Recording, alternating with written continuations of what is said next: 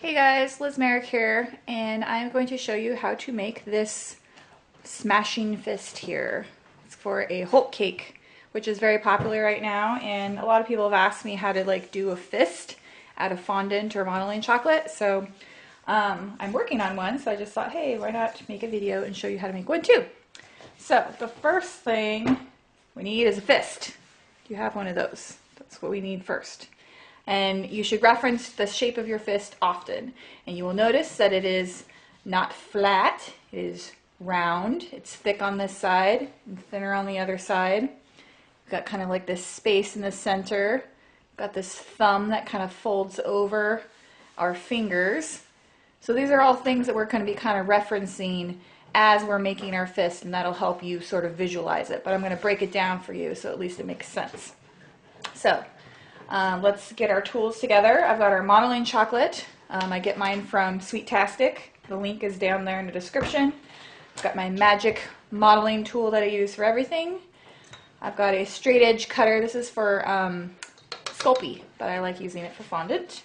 And I've got a nice little damp cloth here to keep the modeling chocolate stickiness off of me. And then I'm going to be working on a Silpat mat just to kind of stop everything from sticking. So let's go ahead and get started. And the first step is to be kneading our chocolate. So let's do that first. Okay, kneading our chocolate, not heating it up in the microwave, just good old-fashioned kneading. We'll make it smooth and pliable. And it might take a little while depending on how cold your kitchen is. And then we're going to flatten this out into, a big round circular shape that's about the size of your palm. Lengthwise, thicker at one side, thinner at the other side. So one side will be the palm, the other side will be kind of like where the fingers are. And I actually made this wider than my palm because it's the Hulk. So, the fingers are not dainty like a girl's, they're big and thick. So you can see it's one thicker on one side, thinner on the other.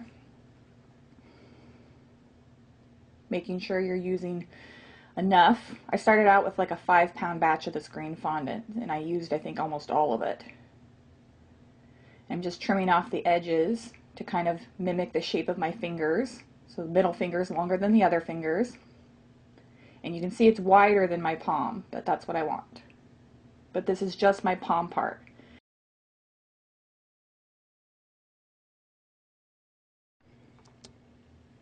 So your fingers are half the length of your hand, so make a line with your tool at the halfway point on your modeling chocolate to define where your fingers are going to be away from your palm. And then make another line in the center to kind of measure off where all of our fingers are going to be. So one line in the center, using your little sharp Sculpey blade, which you might have to clean because the modeling chocolate starts sticking to it. So one line in the center, and then one line of the center of each leftover piece of chocolate on either side, and those will make our 4 fingers. And you can see they're nice and thick.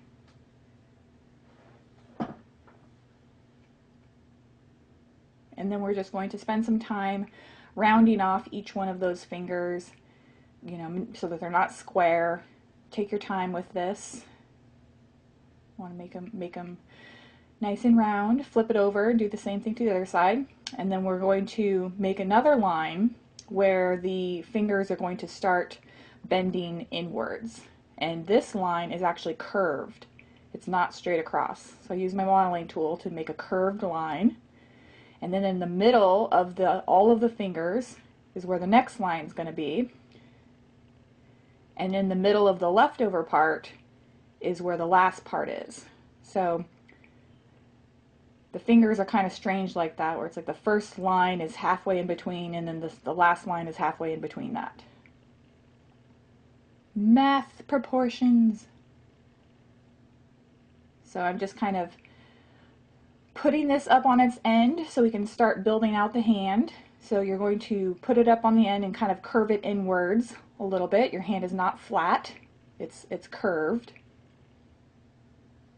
And when the fingers close in on themselves, we're going to try and follow all those lines. So use your modeling tool as a guide to start bending your fingers over at each one of those lines.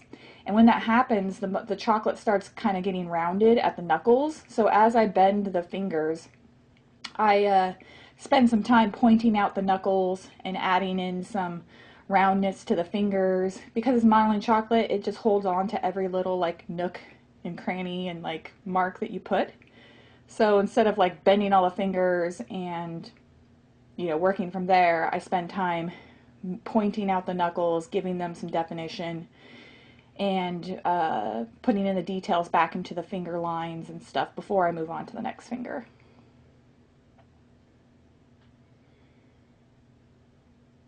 Putting the lines back in. You can see, you reference your hand often. You see where the lines are on your own hand. Make a fist, look at it, and you see how the chocolate gets all rounded. You want to fix that. And bring those points in the knuckles back. And that's what makes it look real strong. And pay attention to the angles of the fingers and the knuckles. You know, the knuckles are actually, when you're holding your fist straight up in the air, your knuckles are actually pointed up. They're not flat on top. Somebody's going to walk into the kitchen and see you staring at your hand and think you're doing drugs. Wow, have you ever noticed how pointy my knuckles are? Only cake decorators understand. So keep going around to all your other fingers, bending the tips under and pointing your knuckles out. Making sure that, you know, your middle knuckle sticks up further than your first knuckle. If that's what your hand does. I don't know, that's what my hand does. And then continue on with the ring finger and the pinky.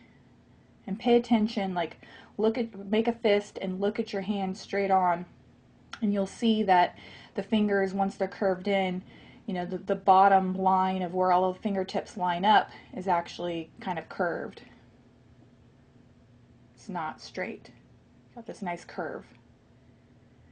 And again, pay attention to giving definition to all those knuckles, building them out, giving them bulk, smoothing the backs too, re-adding in your lines that you accidentally smoothed out. Those like pinch lines are very important. Use your modeling tool to bring that bulk back to the knuckles on the back too as well. Don't forget about those. Those knuckles are very important, so I just use my tool to smooth out and build up those knuckles so that they have like some bulk to them again. You also want to thin out the fingers, separate them a little bit so they're not all smashed together. And it was like 75, 80 degrees in my kitchen that day, so it wasn't exactly cold, but it wasn't super hot. So, you know, temperature in your room matters. So now we're adding on the lower part of our palm, just rolling out a little piece of fondant and adding some depth to our hand here, which is important. Without this, your hand's going to look very flat. So we're adding some to the left side first and just smoothing it out. Just look at your palm and you can see. And now we're going to add the part where the thumb is. So that's a much bigger piece. It's a real big fatty piece of fondant, or I'm sorry, modeling chocolate. That's like a triangle shape, and that's going to be the part of our thumb that is folding over and coming over our fingers. So that's another important piece of the anatomy. And place it on there and smooth it out with your modeling tool. You can see our fist is starting to look like a fist, not just weird fingers.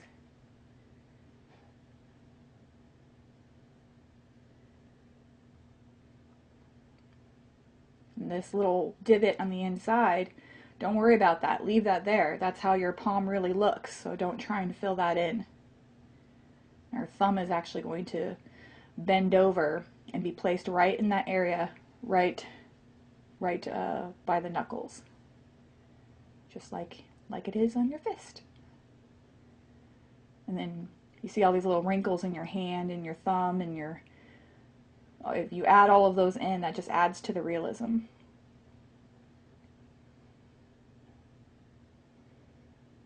So make another little snake for the thumb. Make sure it's the same sort of size that the other fingers are roughly. Don't make it too small. Just place that right over the fingers.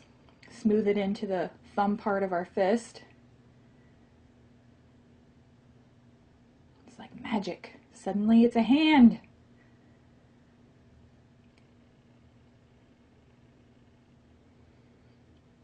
And then just add in some fingernail details. This is really the only fingernail you can see, so it's the only one you really have to worry about. And I just kind of draw it in there. You could spend more time on all these little lines and details and things, but I'm trying to make a tutorial here and I don't want it to be like a million hours long, so I'm kind of rushing through some of these details.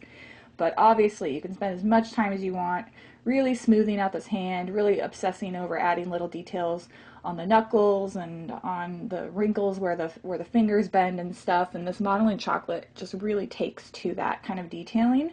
So the more time you spend on this, the easier it's going to be on you. And don't forget to clean your hands off regularly with that damp tea towel, as it really helps. So now we're going to make a wrist.